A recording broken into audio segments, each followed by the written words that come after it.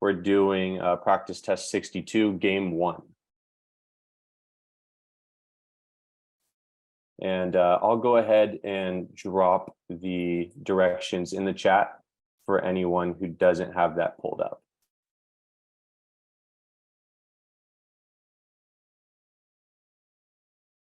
It's a little jumbled. For anyone that does have it pulled up, would you like to read it out to us?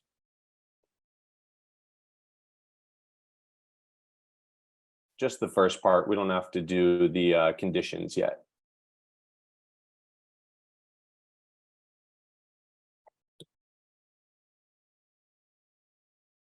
Okay, no worries. I'll go ahead and read it. So it says a motel operator is scheduling appointments to start up services at a new motel. Appointments for 6 services: gas. Actually, let me open up a whiteboard real quick so I can write this and kill 2 birds with 1 stone.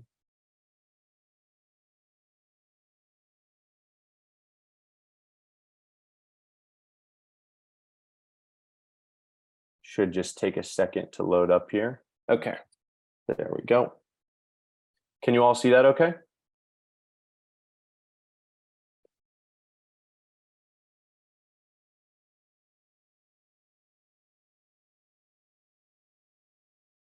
Okay, great. Thank you.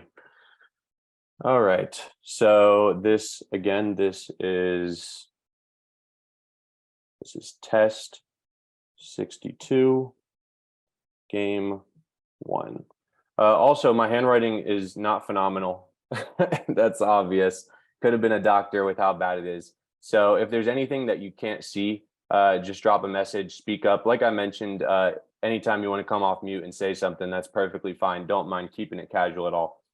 So if you can't see something or it looks a little jumbled, feel free to let me know and I'll fix it. So test 62, game 1. So like I was saying, appointments for 6 services.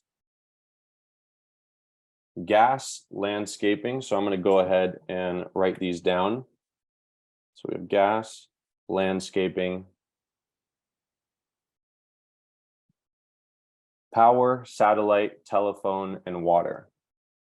Power, satellite, telephone, and water. Can you all see that okay?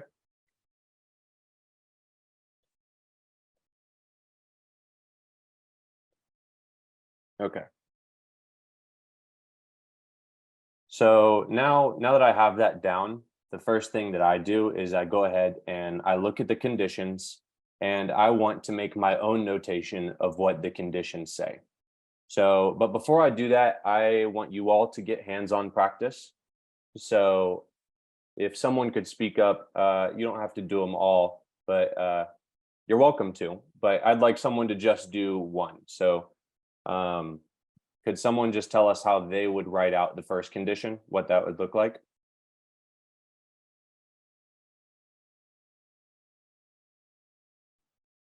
I'll probably do W-L.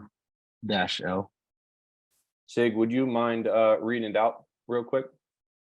Oh, yeah. The first condition, the water appointment must be scheduled for an earlier date than the landscaping appointment. So Okay. I would most likely do W-L, signaling the water was before L. Absolutely. Just how I would do it. W-L. Okay, good. So that's something that we're going to keep in mind. Another thing, before we, maybe I should have mentioned this before we got to the conditions. It says 6 services and it's 1 appointment per day for 6 days. So could someone tell me how that would look, how we would write that out?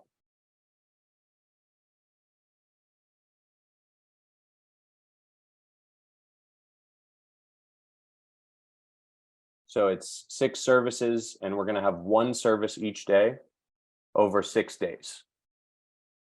So how would we put that out on the, what would our diagram look like?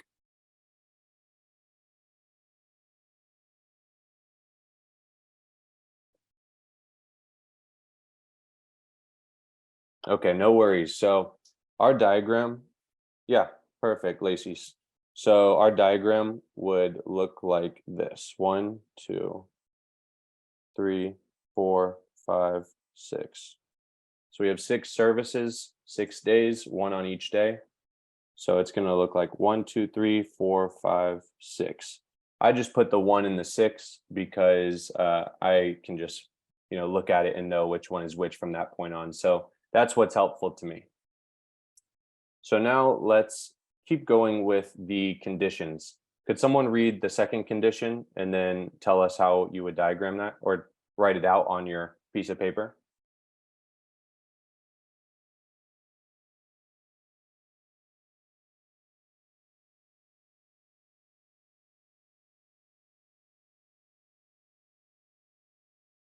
I can go. It says the power appointment must be scheduled for an earlier day than both the gas and the satellite appointment. So the way that I do it is I put P and I don't use the dash just for my own. So I put P dot dot G / S. Okay, so you said P dash S and P dash G. I can't see your board, but it looks like what I said. Sounds Okay, like you can't see the board. How about that? Can you see that? Or is it difficult to see for you all?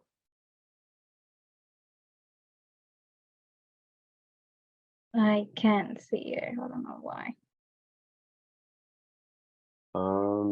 Do you see the board at all, or you don't see the board? I do see the board and I see the last condition, but I don't see the new one. Okay, yeah. I hadn't written it out yet. Oh, So- okay, sorry. No, you're fine. I'm glad that you said something.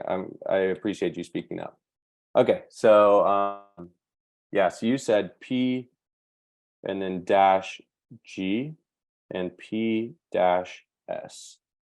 So you can write it like that. That's how I prefer to write it because it keeps it simple and clean. And the simpler you can keep this, the easier it is when you're doing the questions later on to look back and see the rule and immediately know what you mean. So some people might write P dash G and then P dot S, P dash S, I mean.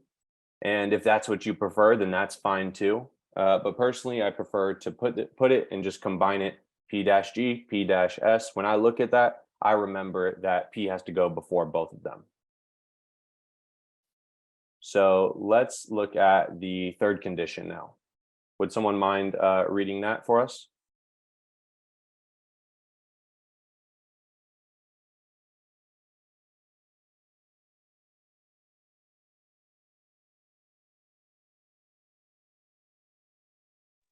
Any brave can. souls? The appointment scheduled for the second and third days can be for either gas, satellite, or telephone. Perfect. So how would you go about diagramming that? How would we write that in? So I would put for the second and third day underneath the spaces, I would put G, S, or T, but with slashes on it. Okay, good. So second and third day, G, S, T, G, S, T. And now we know, because I put slashes through it, that G, S, and T cannot go either the second or the third day. Good. So now the last one, I'll go ahead and do that one because it's pretty simple. The telephone appointment cannot be scheduled for the 6th day. So now we know that T can not go 6th. So we're going to go ahead and X that out right there. So now all of our rules are baked in. We no longer need to look at those lines because now we have the simplified version on our whiteboard, on our paper right here. So from now on, we're only going to look at this, and it's going to be faster and more efficient because it's notated in a way we understand, and it's on our paper in simpler terms than having to read an entire sentence every single time. So before we move on to the questions, is there anyone that's done this this section, this game already?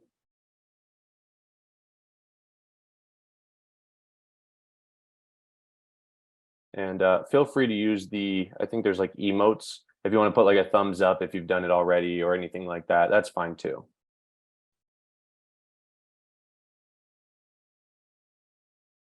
Oh, Joshua, you got creative. I haven't seen someone put no on there like that.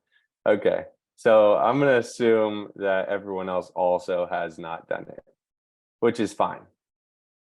So you all have it pulled up. Let's go ahead and go on to number 1. Could anyone walk us through this one?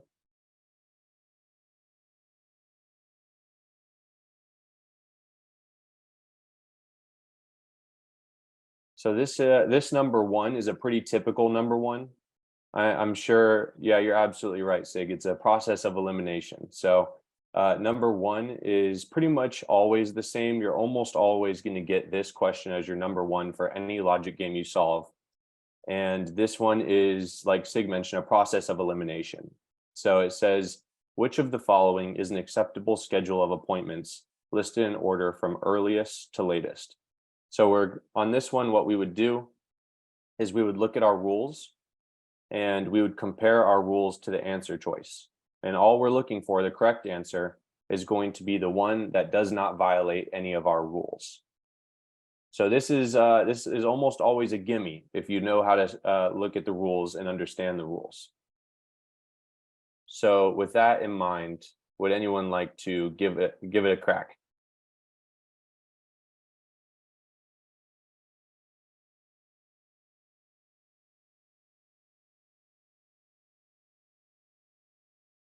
And I don't mind doing the entire logic game for y'all and going question to question and answering them and telling you how I do it.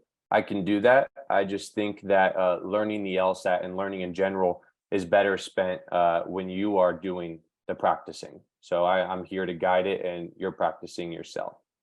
But like I said, I can do it if I need to.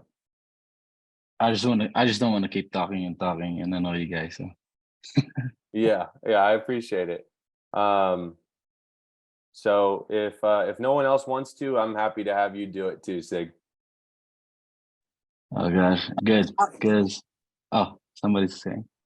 No, I'll just say I'm joining. I'm still trying to find 62. Sorry. Okay, no worries. I'll go ahead and I'll put number 1 in the chat so you can at least see it while you're looking. Okay, thanks.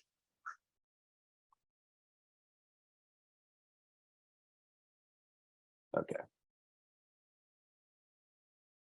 So I would say if I'm looking at W-L, I'm trying to find the option that violates the rule. So I would say C violates the rule. That means I'll X that out in the test.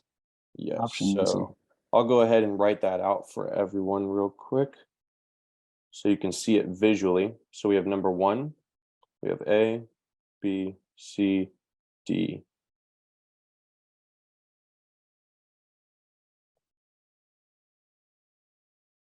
E. Okay, that's like the worst E ever, but you all get it. So now what we would do is we would look, just like Sig mentioned, we look at the first rule, which is W has to be before L. So water has to be before landscaping. And Sig looked at C, and C, we see there that W is after L. So it breaks the first rule. So what we can go ahead and do is just cross out C. We know that C is not the correct answer. Do you want to go on to the second one, Sig, or is there anyone else that would like to do the second rule?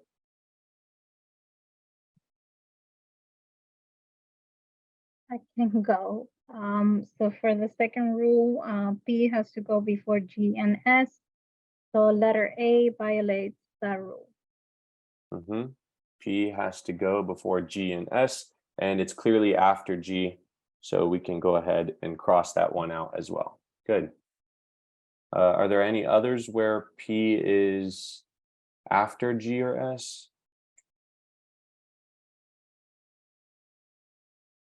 Nope. That's it. Good, good. So now the third one. The appointments scheduled for second and third day. So 2 and 3 cannot be G, S, or T. We see that on our diagram right there. So the second and the third cannot be G, S, or T. So now we want to look and see, are there any of these answer choices that violate that? All we have left is B, D, and E to check. So in B, G, S, and T, are they second or third? We take a quick look. No, they're not. Now for D, do we see that G, S, or T are second or third? No, they're not. So we're good. Now, how about E? We take a look and we see that P is, T is second.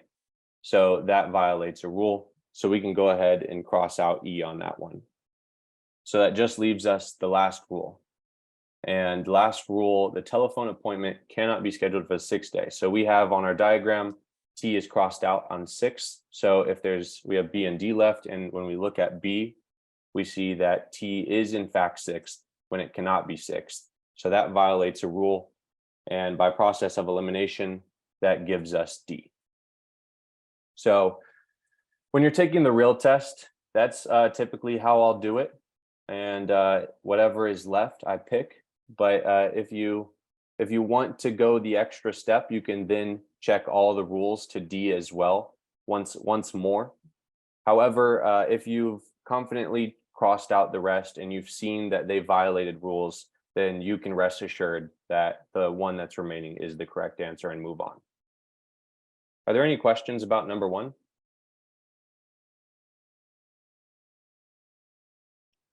And if you have any questions, no need to be shy. That's really what I'm here to do. I'm here to help you learn the LSAT and answer your questions.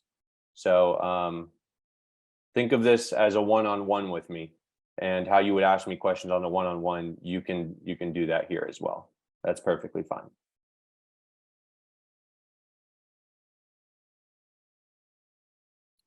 Okay, so now before we go on to the rest of the questions, what we need to do is make some deductions. So you can make the deductions before you do number 1. That's pretty typical. But number 1 is easy. You just look at the rules and you plug in the rules and you get rid of answer choices. So it's up to you. I think people would teach it either way. So now what we would want to do is, before we move on to the rest of the questions, take a hard look at the diagram and see if there's any more deductions that we could make. So this, a couple of you mentioned that you like to work on the diagramming, and that's important to you. So this is going to be one of the most pivotal parts of having a good diagram, is going beyond the rules. So you have the conditions, you have the rules, and then going beyond that is figuring out what you can deduce and then what rule you want to create your diagrams around. So, and I'll explain what I mean by that in a second if you don't understand what that means. So the first thing that we would figure out with our diagrams is, what deductions can we make? Can anyone tell me a deduction that we might make? So something else that we might figure out from our current conditions that we have written down? P cannot be last. Great. Absolutely right. P cannot go last because why? Because G and S are in front of it. Are behind it. Yes. Yes. So G, yeah, I knew what you meant. So G and S have to go after P. So now we can deduce that P can never go last, because if P is last, then G and S can never go behind it. Is there another deduction that we can make about that? L About can. P? Oh, about P. Oh. Can be on the 5th as well, right? Exactly. Good job, Sig. So P cannot go 5th as well. And why is that? Because they always have to have 2 after it. So. Exactly. So P always has to be before G and S. So therefore, P cannot go fifth because there's only one space after P. And I saw a message as well. Lacey said W can't go last either. And that's absolutely correct. W can't go last for the same reason. So L has to come after W. And so therefore, W cannot go last because then L cannot go after it. So if we made those deductions, then what else do we know? We can do the reverse, right? Yes, L can't go first.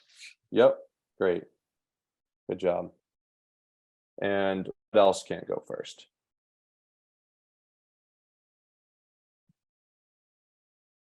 Perfect, Joshua. I don't know if you prefer Josh, but I just see your name is Joshua. So great job. P has to go before G and S. So G and S cannot go first. They can't go first because P has to go before both of them. So that's another deduction that we can make right there. So now, looking at our diagram, we see all of the letters that are crossed out, both in the front and the back so far. So now what further deduction can we make based off what we see here? Yeah.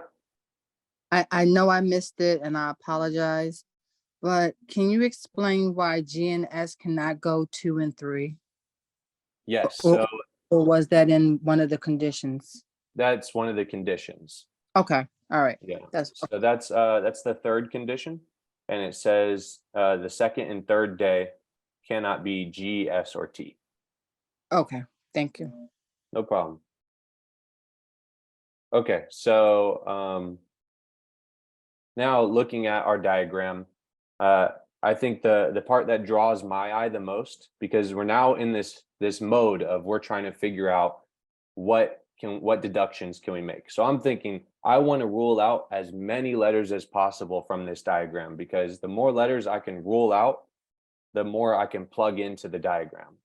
So if I know that there's only 2 spaces a letter can go, then that makes it much easier for me when I answer the question. So our goal right now is to get this diagram with as many letters crossed out as possible, and then with as many letters eventually filled in as possible, so that when we get to the answers, we can predict instead of having to try and figure it out. We'll be able to see exactly where everything lies.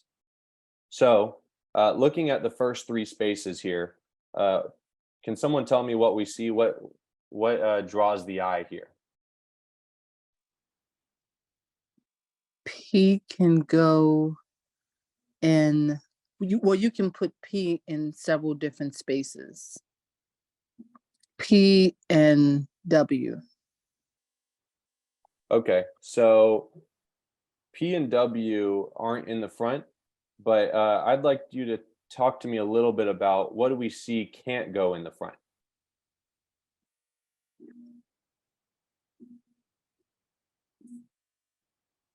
Can't go in the front? Yes. Could anyone maybe help out Nicole and tell us what can't go in the first 3 days? G. G, good.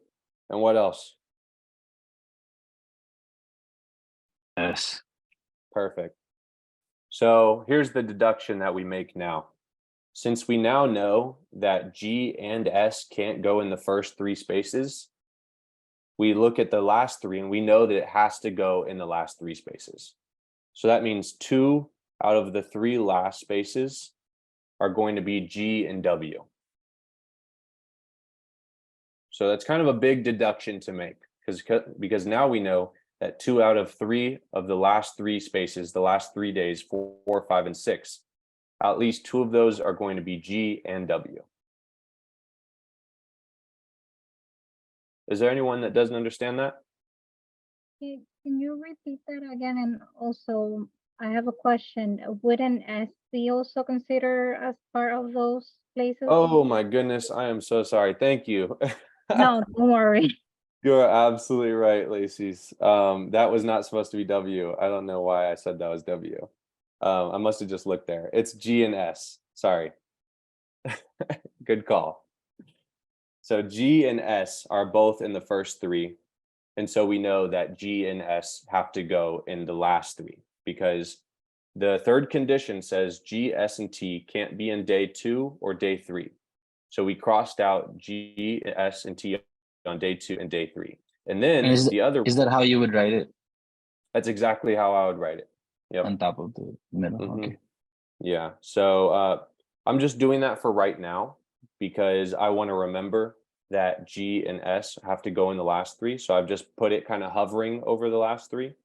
But it's up to you how you would write it. If you'd like to write it differently, that's fine too. But me personally, I just put it above the three, and I think that works for me. So yes. So that's good. Are there any other deductions that we can make?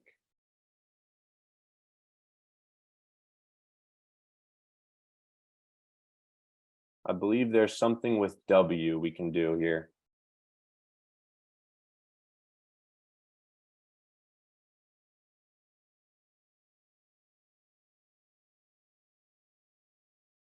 And can you all still see the diagrams okay? I want to make sure it doesn't get cut off at any point. Okay, thanks, Lacey's. Perfect.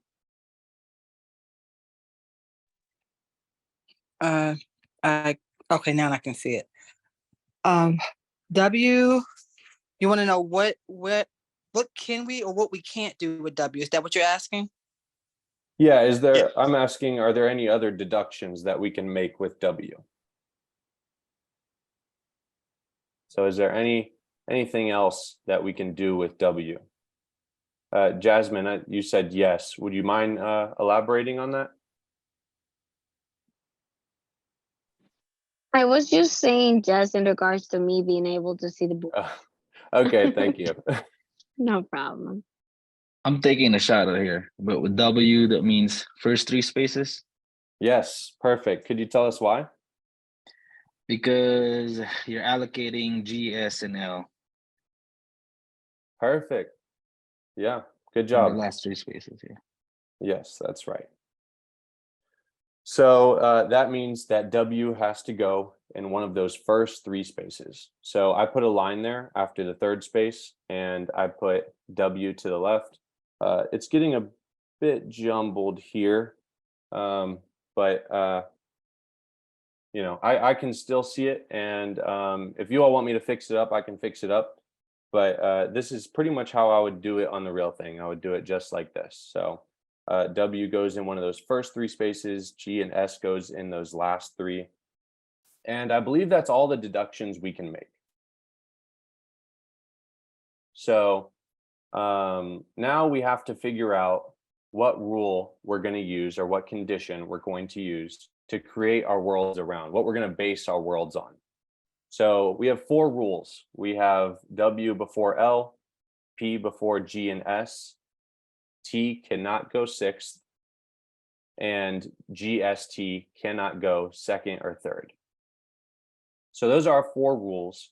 And now this is the pivotal part where we decide, well, not essentially pivotal, but the way to make the best world, the most efficient world, is creating a rule that will apply to as many places on the diagram as possible. We'll go in as many spaces as possible, or we'll eliminate as many spaces as possible. So essentially, we want to pick one of those 4 conditions that we think will fill in the most worlds, the most diagrams.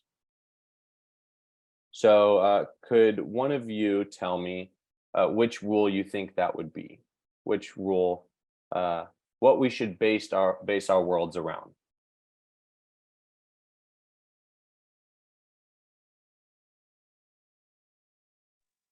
I don't know. Just because I worries. see so much letters of it, maybe P before G and S, Right. Let or me. maybe it's not. I think maybe I could explain this a bit better. So I'll tell you what I see. What I see is that G and S, 2 of our 6 letters, can only go into 2 out of the last 3 spaces.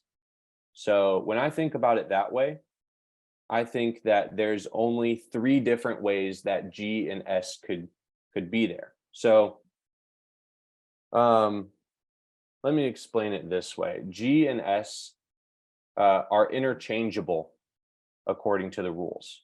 So we know, and here's what I mean. G and S, we know that they have to come after P, but there's nothing saying that G has to be before anything else except P, or S has to be before or after anything except P. So there's only one letter that has to go before G or S. And so that means that we can use both G and S in either position as long as they're both after P. And I can repeat that because that might be a little confusing. So what I'm saying is G and S both have to come after P. That's something we know. We also know that there's no other conditions forcing G or S into any position in particular.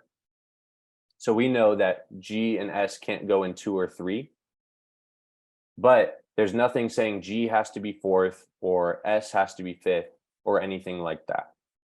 So that means that as long as G and S are after P, it doesn't matter which position they're in. So the way that we would look at G and S is as if they're the same. Let me show you how I would write that.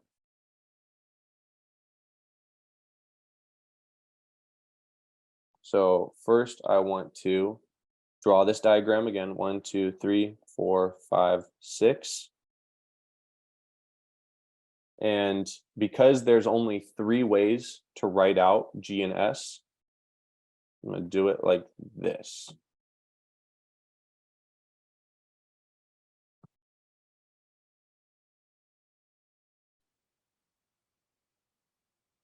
So I know that G and S, let me try and write this a bit better for you all. I don't want it to be any more confusing than it is. G, S, G, S. So what we know is that G and S can go in any of those last 3 spaces because we wrote under them which ones cannot go in those spaces. So we know G and S can go in the 4th or the 5th. We know G and S could go in the 4th or the 6th. And we know G and S can go in the 5th and the 6th.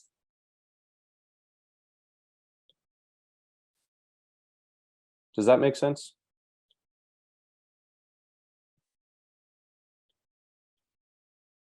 Yes. Is there anyone that doesn't understand that? Why I was able to do that?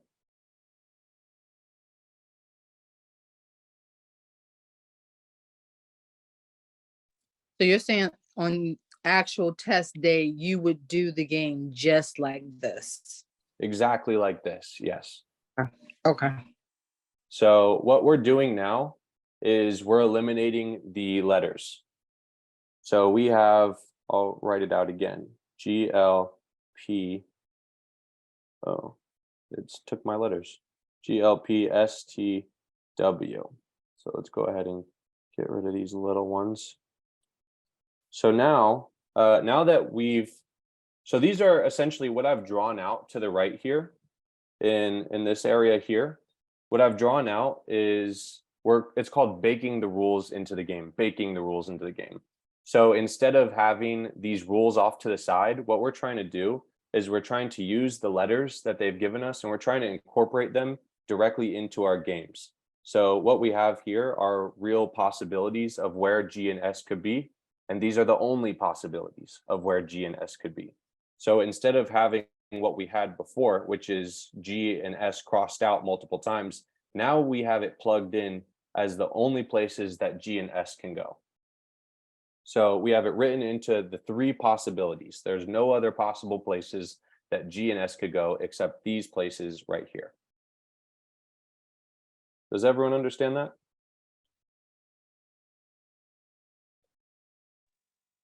I understand it, But I guess my problem would be because I remember someone teaching me that like something like this, but when I did it alone, I just found myself always, it just never stopped. And it's like I'm trying to, and then I have like five, not even five, like six or more types of possibilities, and then I get confused. So it's like, when do you know when to stop, I guess? Yeah, that's a great question. I remember having that exact question when I was learning logic games, so I know exactly where you're coming from. So how you know where to stop in this situation is if you take a look at our diagram on the left here. You see right over there? Yes. Okay, so right there, we have crossed out G and S 3 times. So we are making deductions. So we are figuring out where can G and S not go. And we found out that G and S cannot go in those 3 places. So that led us to think something else. That means that G and S can only go in the last 3 places. So now that we know that G and S can only go in those last 3 places, we can then make another deduction. So at that point, now we say, if there's only 3 places and there's 2 letters for those 3 places, then where could those letters go? So that's how I was able to see that G and S could go first and second, or I guess fourth and fifth. They could go fourth and sixth, or they could go fifth and sixth. So there's no other place where you could put G and S. So there were Okay. 2 letters in 3 places. So I was able to say those 2 letters can only go into those 3 places 3 different ways. So that's how I was able to do that. Understood. Okay. So now that we've baked in that rule, what we want to try and do is bake in as many rules as possible. So we know that so now we would move on to our next rule. So WL, let's see if we can do anything with WL. Can anyone tell me what we can do with that?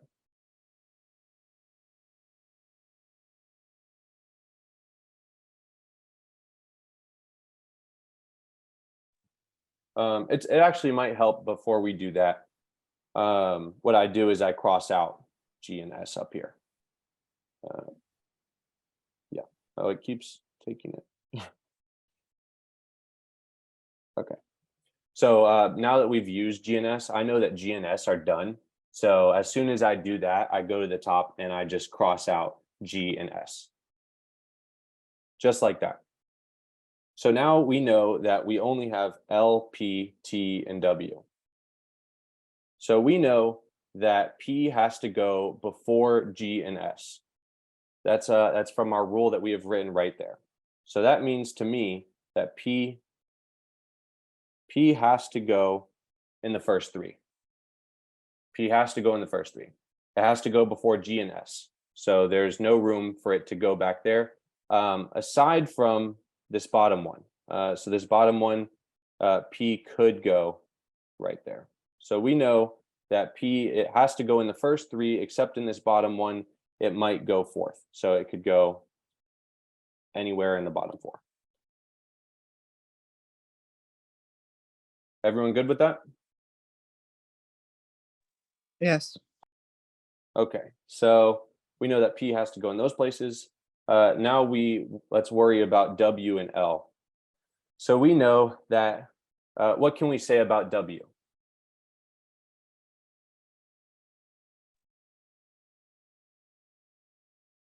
Could be the very first one. You said it could? It should or it could. It could be the Well, very first one. maybe it is, maybe it isn't. But the big deduction that I would like you all to make here is that W can't, in the 3 diagrams we have, W can't be with G and S. So in the first one, we know that W can't go last. We know that W can't be fifth, and we know W can't be fourth. because L always has to be after W. So if there's no place in our diagram for L to go after W, then it can't go in any of those last places. So that means that W has to be in the first 3 places somewhere. We now know that. So let's see. Now let's take a look at, so we know T can't go last, and we know T can't go second or third either. So that means that T can only go in this first one first. So T cannot go last. So I'm looking to the left. I'm looking over here, but I'm filling out these diagrams to the right because this is where all our rules are baked in. So I look over here and then I fill in to the right. So we know that T cannot go last because T is written in there as T cannot go last. And we also have written in that T cannot go second or third. So when we look at this first diagram, we know that T has to go first.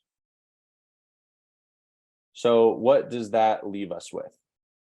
If we have T out in the first diagram here, that leaves us with L, P, and W.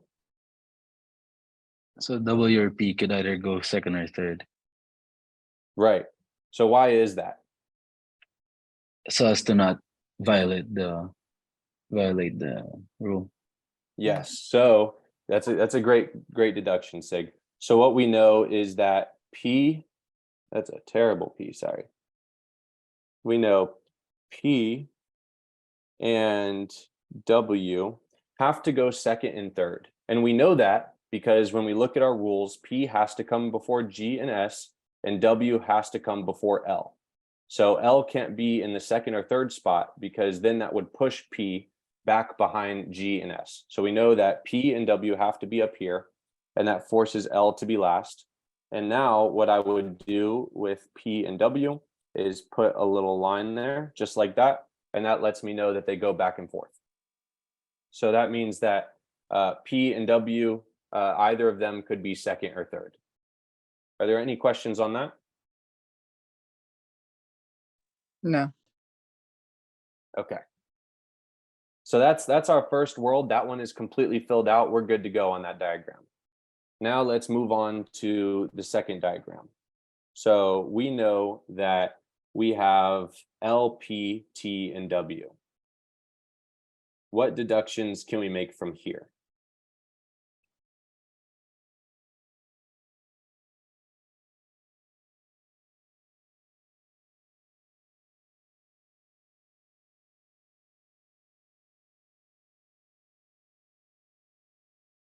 So we know that P cannot go fifth or sixth, right?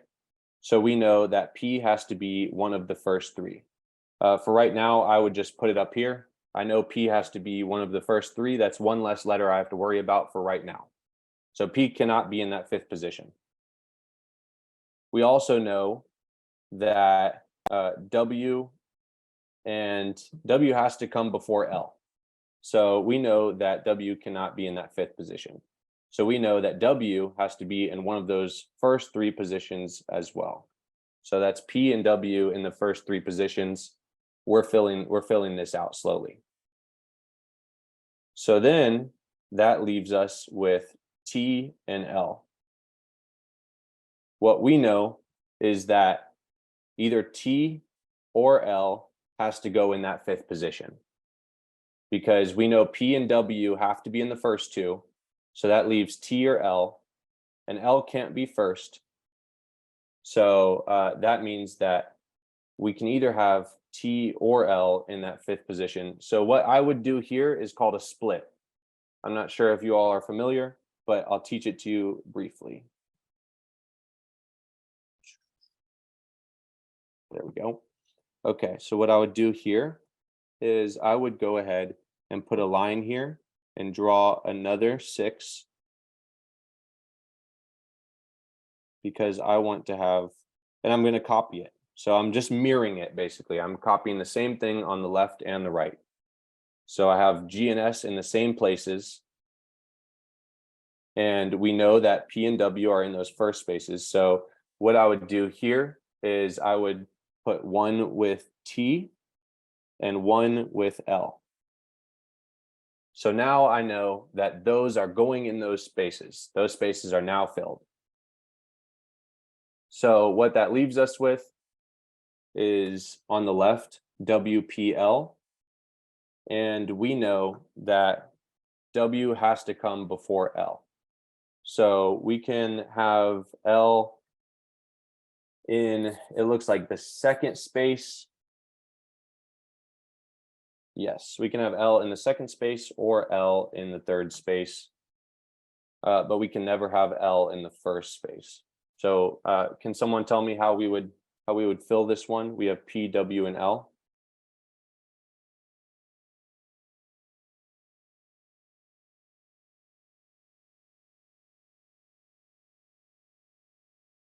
So I think what I would do here is I would write WP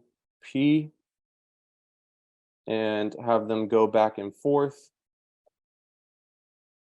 And I'd put L there, draw a line like that. It could be WLP, or it could be PWL, or it could be WLP. So we have three possibilities there. But what we can never have is L.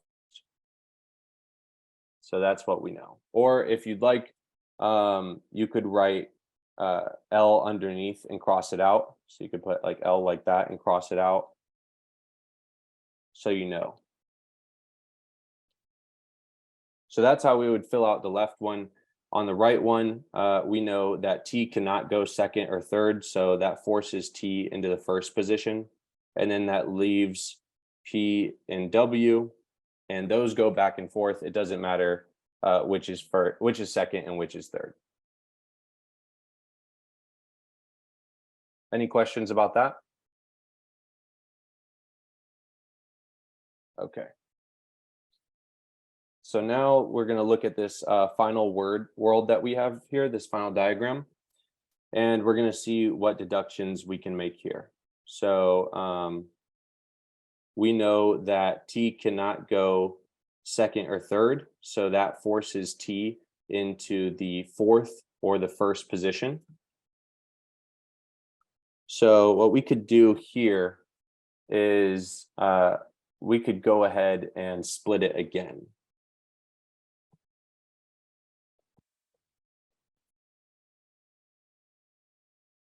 So I'm going to write GS, GS.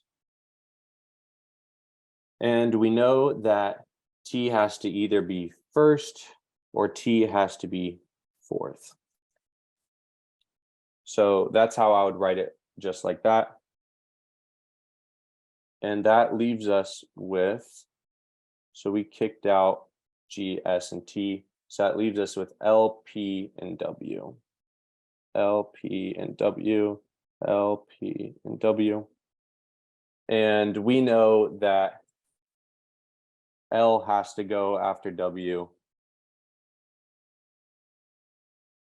But those three can go in any order. So we know that L can't go first. So L is going to have to be second or third. So W is going to have to be before L, but P and W can go in either spot. Does that make sense? So we know that L cannot be before W, but otherwise those spots are interchangeable. Any questions on that? No. Okay, so I spent a lot of time on the diagram, and I went really in depth on the diagram because it seems like there was some confusion, and this is absolutely the most important part. So we're coming up close on time, but let's try and go through some questions and see what we can do with our diagrams, because now that we've done the hardest part, we can go ahead and just go right through the questions fairly easily. So that is every single possible, excuse me, combination of what could happen with our rules. These diagrams show us exactly what could happen with these conditions, every single possibility. Believe it or not, there was only 5 possibilities of where this could all go. So now we can go on to number 2. Does anyone want to read it off? I and have try? a question. Sure. I'm sorry. So you do this for every single game? It just seems like a lot. And like keeping in mind the time constraint, I just think like how long would you say this takes you every time that you're doing a game? Or do you not go as in depth into doing this kind of diagrams? Yeah, no, that's a great question. So since we're together and going through it, I really took my time talking about it and showing each rule and showing why and talking about each like reasoning behind every deduction. But if I were to do this problem on my own, I would do all this pretty quickly. I would write out every single rule, W, L, P, G, S. I would write out 1, 2, 3, 4, 5, 6. And then I would look at where can G and S not go? Where can they go? And then I would think to myself for maybe a couple seconds, what do I think is the best condition to base my diagrams around? And then I would then draw in G and S and I would begin. So this whole process would take a few minutes. If I had to guess, I'd say like 5 or 6 minutes because I would want to double check everything. And then I would try and fill it out as efficiently as possible. And then I would move on to the questions. So for a question like this, I can't, say an exact number, but it would probably take me around like 8 to 10 minutes. And you all can do the exact same. I wouldn't say that's impressive. I would just say what it takes is learning how to do all of this slowly. And then once you get to know it and you're familiar with how to do this, you can do it faster and faster every single time. So instead of thinking of and talking about all these things out loud, you just think of it really quickly. So you'd say W before L, that's W dash L. P before G and S, that's P dash G and S. And you kind of think of it that way. So it goes by a lot faster. Did I answer your question? Okay. So you're welcome. So now, one last thing on that. The diagram takes the longest. That's expected. I want you to take your time on the diagram. I want you to make sure that you've filled it all out and you're confident about your diagrams, because once you do that, it's a breeze to go right. You go right through the games. So that's exactly what I'm going to show you now. Now that we have all of our answers already written down right in front of us, now we just go through and get every single question right. That's what we're going to do now. So number 2, does anyone want to read it out and try? You get lots of points. In the LSAT, 5 points? No, just points with me. Yeah, if neither the gas nor the satellite nor the telephone appointment is scheduled for the 4th day, which one of the following must be true? Okay, so how would you go about solving this? Neither the gas nor the satellite nor the telephone. So GST is not on the 4th day. So let's take a look at our diagrams and see when G, S, and T is not on the 4th day. Ooh.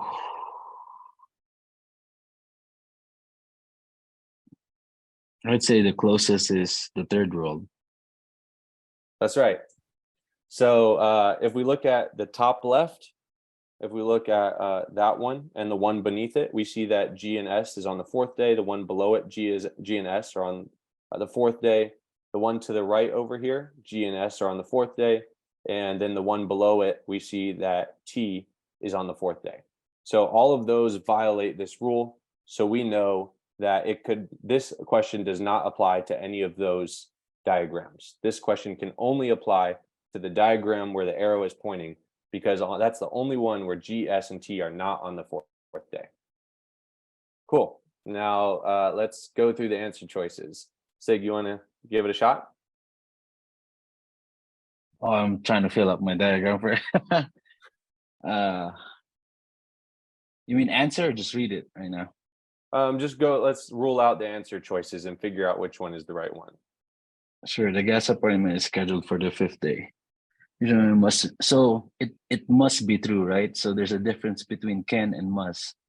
So it Yes. has to be a definite answer. So I'm thinking A is wrong just because G and S is interchangeable with the 5th and the 6th day. Yeah, let me give you a quick tip. Sorry. Yeah. No, you're doing great. You're doing really well.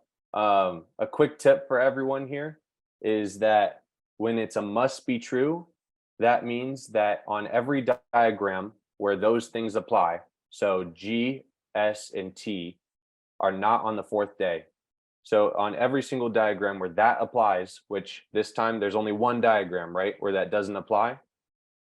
So must be true means that this thing that the answer choice that's about to be correct is the one that's on every single one of those diagrams. It has to be true.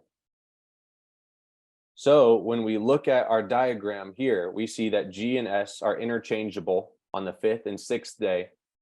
But what has to be true of this one diagram? What's the one thing we know that has to be true? D.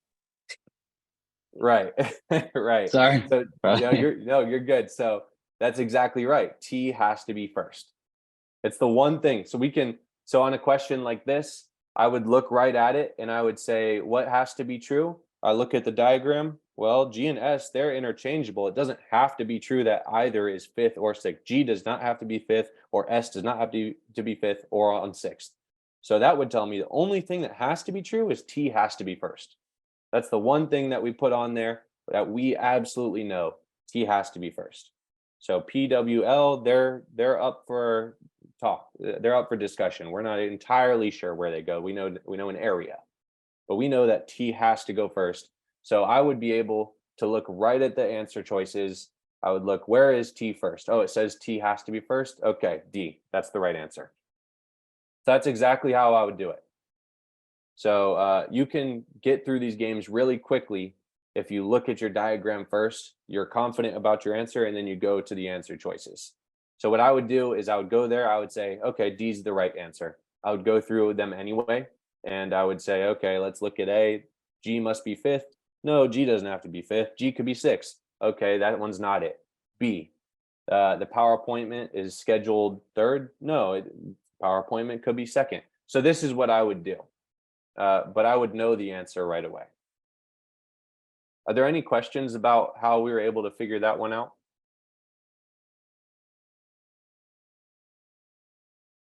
So for number 2, that's D. Any questions? No. Okay.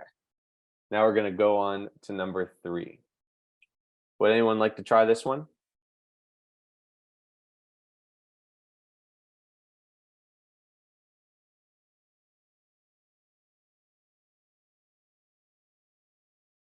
Any brave souls? Which one of the following must be true? So we go through each one. The landscaping appointment is scheduled for an earlier day than the telephone. So L and T. So I guess we go to and look at the diagram to see where L and T. So I'm going to tell you a quick trick. Sorry, Nicole, I'm just going to interrupt for a second. I'm going to give you a quick trick that's going to help you out a lot. What you want to do on must be true questions, here's the trick to it, is if it says must be true, that means that on every single diagram we have, so here we have 5 diagrams, that means on every single diagram, this thing happens. So the answer choice that's correct is going to be the one that is on every single one of these diagrams. Does that help? It kind of does, because I'm looking and I was gonna say, okay, well, I see T, but it's not T. So wait a minute, but I don't see anything that's consistent on every board. Well, let's go answer choice by answer choice. So let's start. I want you to do this one, so I'll help walk you through it. Okay. So A is the landscaping appointment is scheduled an earlier day than telephone. So in my head, that's a long sentence, right? So that can be like a little, if you keep trying to think of the sentence, you're like, what the heck? I'm getting confused. So I would just think of it L before T. That's what I'm thinking, L before T. So now we're going to look to our diagrams. And is it true? Does it have to be true that L is always before T?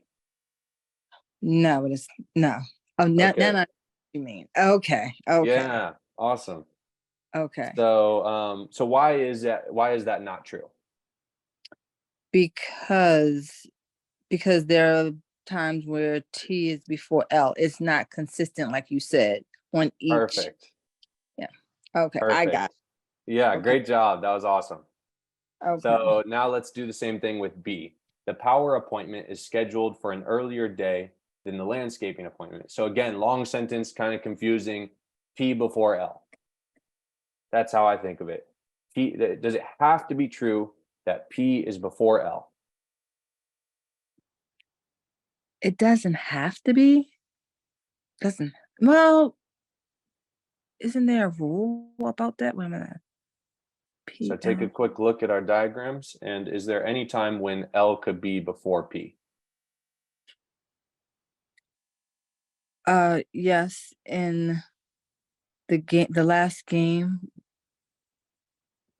on the left hand side. But then no, that's the answer. So That's the take a look at the second game or the second diagram that we have there. So we have this top one and then the one directly below it. Mm-hmm. So in that one, we have a line underneath L and P, and that line means that they can go back and forth. So because L and P can go back and forth in that diagram, that means that L could go before P or P could go before L. We don't know. So Oh, it's okay. so the answer choice is saying it must be true that P is before L. But if we look at our diagram right there, we see, oh no, L could go before P. It doesn't have to, but it could. Okay. Yes, you're Okay, right. cool. Okay. So we can cross out A and we can cross out B because we disprove those. We're looking for what has to be true. So Okay. now C. The telephone appointment is scheduled for an earlier day than the gas appointment, T before G. Okay, so does it have to be true that T is before G? No, Okay, good. So how do you know that? because there are times where T is before G. Game board number 2 on the left hand side is before. Perfect. Perfect. Exactly right. So T, it's saying that T has to be before G, but we see that G or S could go after T. So if it's possible that T can go after G, then now we've disproved it. It does not have to be true that T is before G. G could go before T. G could go fourth and T could go fifth. So what about D? T is earlier than W, T before W. Does that have to be true? No. Okay, how do we know that it doesn't have to be true? The game board, the second game board on the left, Yep. W is before T. Exactly right. So now we've ruled out the other answers. We pretty much know the answer is E, but let's still take a look at E so we can be certain. W is earlier than G. Do we know that W is earlier than G? What I would do is I would look at that first diagram and I see W is before G. I look at the second one, W is before G. I look at that bottom left one, W has to go before G. G is either fourth or fifth or sixth. So we know W is before. And then if we look at this one on the top right here, we see that W is before G. And then in the bottom right, we see that G is either fifth or sixth. Therefore, W has to be before G because G is fifth or sixth. So we now know that the correct answer is E. W has to be before G. Any Right. questions about that? No. And thank you so much for helping me, Nicole. You did a great job. Thank you. Does anyone have any questions about that? Okay, let's move on to number 4. Would anyone like to try this one? I can go for it. Number 4, which one of the following cannot be the appointment scheduled for the 4th, 5th, and 6th days? Listed in that order. So thanks to our deductions and the graphs we drawn, we know that G and S has to fall within 4 to 6, and you know, look at our diagrams. It has to be true that G and S has to be within. It doesn't have to be like GS has to at least fall in 4 to 6. And then once I saw that, I looked at E. E does not have S, when we know that S has to be either 4, 5, 6, subject to the conditions, the different graphs we drawn. So that's why E is wrong, because S is not included. You said E is wrong. Oh no, I'm sorry. E is wrong because it doesn't have. No, E is right because it doesn't have S. Sorry, I flip flop. Okay, yeah, that's what I thought you meant. So I just wanted to clarify for the crowd. But yeah, exactly. So E is the correct answer on this one. And just to go over what he was saying quickly, which of the following cannot be the appointments? So what we're doing here is we're plugging in the answer choices to our diagrams. So what we would do is we'd go answer choice by answer choice, plug them in as 4th, 5th, and 6th respectively, and see if when those never work. So if we look at A, gas, satellite, and landscaping, GSL, can those ever be the 4th, 5th, and 6th? So I would look at I'd look at our first diagram, which is this one up here, and I immediately see that G, S, and L can be the 4th, 5th, and 6th. So I can cross that one out very easily. Those can be the appointments. So A cannot be right. Those can be the appointments. So then I would go on to B. I'll ask real quick before I go through all these. Would you like me to plug them all in, or do you want me to just show you why E is the right answer? Because I can go through all of them, but I also want to be mindful of the time. I know it's getting a bit late here. So if you all want me to go through each one, I'll go through each one. Otherwise, I think we'll just cover the correct answer now. Is that okay with everyone?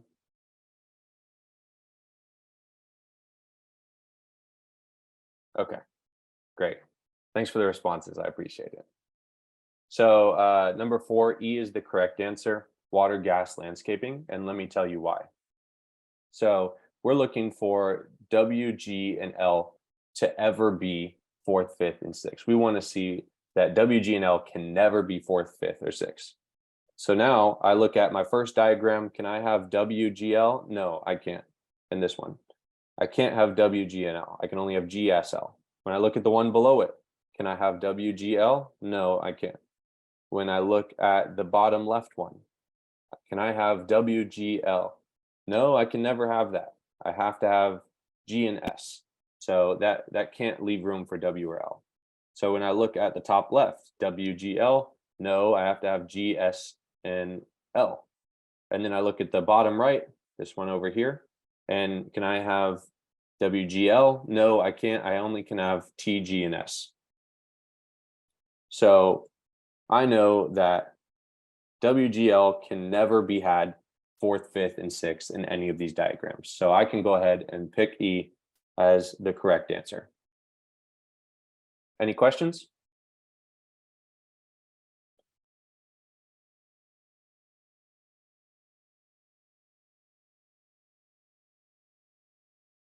Okay, so now let's take a look at number 5. If neither the gas appointment nor the satellite appointment is scheduled for the 6th day, so if neither G or S is 6th, we're looking for a time when neither G or S is 6th. So I read that and immediately I look at my diagrams. We have 5 diagrams, and I look that neither G or S is 6th. And there's only one time when neither G or S is 6th. So that makes this very easy. I already know this is going to be an easy question now. So I look right here and I see this is the only time, this top left diagram is the only time G or S is not 6th. So we're going to be looking at that one. So which of the following must be true? Okay, so this should be pretty easy. The only thing that must be true in this diagram, can someone tell me? There's two things that must be true in this one diagram here. Can someone tell me what those two things are? L and T. That's right. Perfect. So T has to be first and L has to be last. Those are the two things that we know.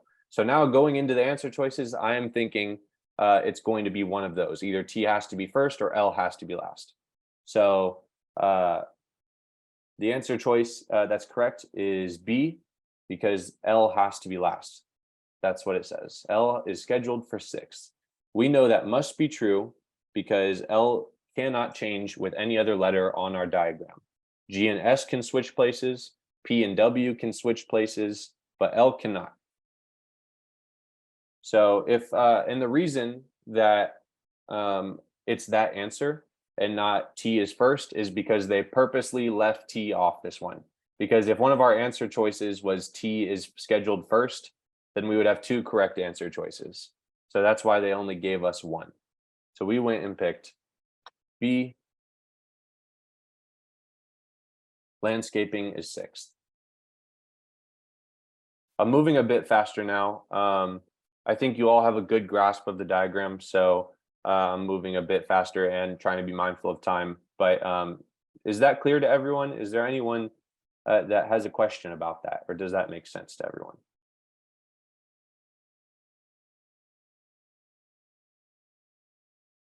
Okay, so now we're going to move on to the last question, which is number 6. So this is a substitution question.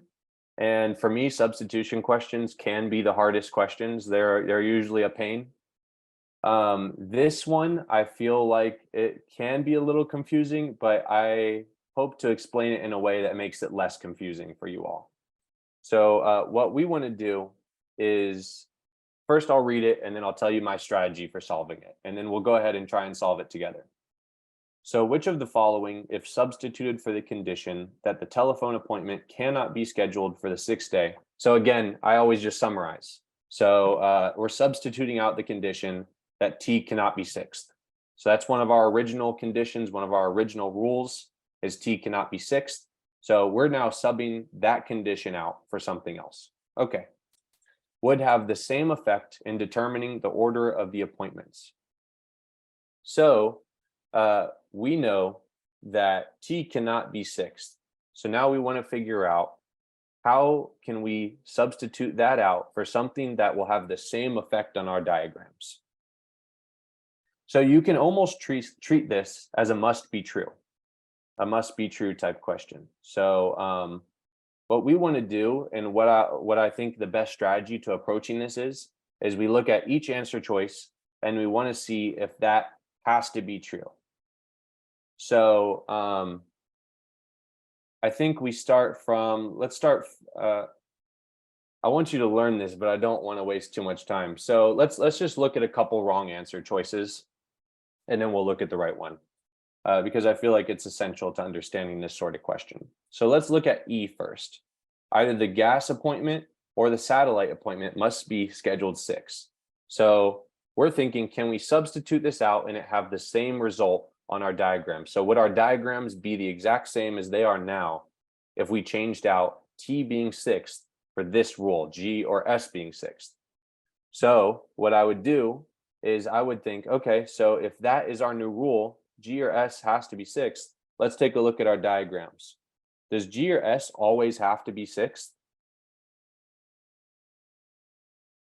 It doesn't. G or S does not have to be 6th because of this diagram right here.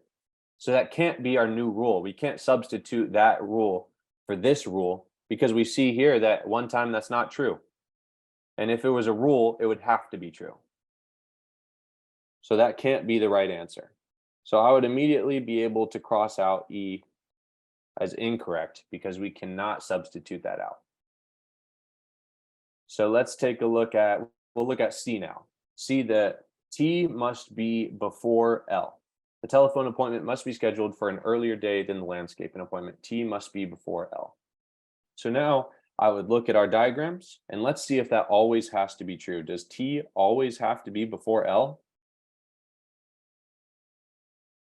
Can someone tell me, does T always have to be before L? No. No. Correct. And that's because of our second diagram there. So the one just below the top left. We see there that T is obviously after L. So we know that T is not always before L. So we can go ahead and get rid of C, because if that's our new rule, it breaks our diagrams, and our diagrams are perfect. We put a lot of time and effort into them. We know they're perfect. So that can't be true. So now let's look at A. The telephone appointment must be scheduled for an earlier day than the gas appointment or the satellite appointment, or both.